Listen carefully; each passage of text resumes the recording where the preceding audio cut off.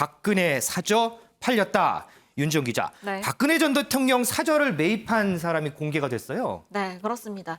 이 지난 8월에 3명이 입찰을 했는데 이 가운데 최고가인 38억 6,400만 원을 써낸 한 연예기획사가 결국 낙찰을 받았습니다. 네. 이 연예기획사 이름 IOK 컴퍼니라는 곳인데요. 이 배우 고현정 씨와 조인성 씨 등이 소속된 소속사로 잘 알려져 있습니다. 이 지난달 16일에 이미 낙찰금은 지급을 했다고 하고 지난 1일 소유권 이전을 마쳤는데 이 내용이 뒤늦게 알려진 겁니다. 이 집이 406제곱미터 대지의 지하 1층, 지상 2층의 건물로 이루어졌는데요. 네. 이 주택은 박근혜 전 대통령이 구속 수감된 직후였던 이 지난 2017년 4월에 박 전 대통령 측이 28억 원에 매입을 했습니다. 그런데 대법원이 올해 1월에 박 전 대통령에 대해서 이 벌금 180억 원 그리고 추징금 35억여 원을 확정을 했기 때문에 여기에 따라서 사저 압류, 재산 환수에 나서면서 이 경매로 매물이 나오게 된 거고요.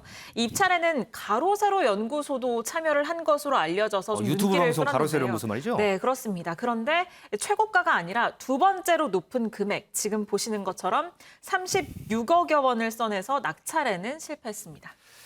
여기에 소속된 배우 고현정 씨 예전에 드라마에서 이 여성 대통령 역할을 맡았던 게 저는 좀 기억이 나는데 네. 그런데 연예기획사가 이 박근혜 전 대통령의 사저를 매입한 이유가 있어요? 네, 그 해당 연예기획사 측은 낙찰과 관련해서 별다른 입장을 내지는 않고 있습니다. 네. 다만 알고 보니까 이 기획사의 관계자가 이 친박계로 유명하죠. 윤상현 의원과 굉장히 오랜 지인이라고 하는데요. 오. 이 윤상현 의원이 이 낙찰을 받는데 결정적인 역할을 했던 것으로 보입니다. 윤 의원 직접 전화 연결해봤는데요. 한번 들어보시죠. 일단 저의 오랜 지인이고 저하고의 의리를 중시하는 사람이고 네.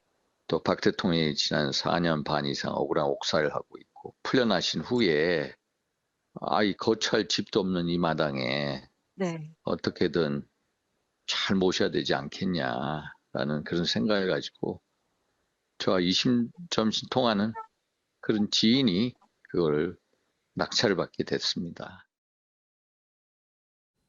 네, 이 연예기획사의 관계자가 이 의리를 중시하는 사람인데 이 박 전 대통령이 수감 생활을 마친 이후에 거처할 곳이 없다는 점을 안타깝게 여겨서 좀 이심전심으로 저 집을 낙찰을 받게 됐다고 전했고요. 또 앞서서 제가 지난 1일 이미 소유권 이전을 마쳤고 네. 이 지난달에 낙찰을 받게 됐다고 했는데 그런데 이 소식에 대해서 이 박 전 대통령에게 전달을 했느냐라고도 물어봤거든요. 여기에 대해서는 노코멘트다라면서 답변을 꺼리는 모습. 보였습니다. 노코멘트다. 전달을 했을까요? 자, 이 대표적인 친박계 의원으로 꼽히죠. 윤상현 의원. 지금 박근혜 전 대통령 석방을 계속해서 주장하고 있는데 이 윤상현 의원 목소리 한번 듣고 오겠습니다. 탄핵으로 이미 모든 것을 잃고 침잠하신 분을 다시 인신을 구속하겠다는 것은 역사의 불행으로 남을 것이고 국가의 불행으로 부메랑이 돼서 돌아올 것입니다.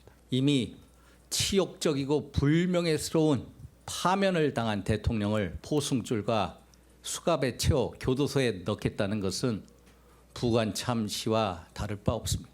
국회 차원의 결의안을 추진하시는 내용은 아니신가요? 그런 얘기가 나오지는 않았습니다.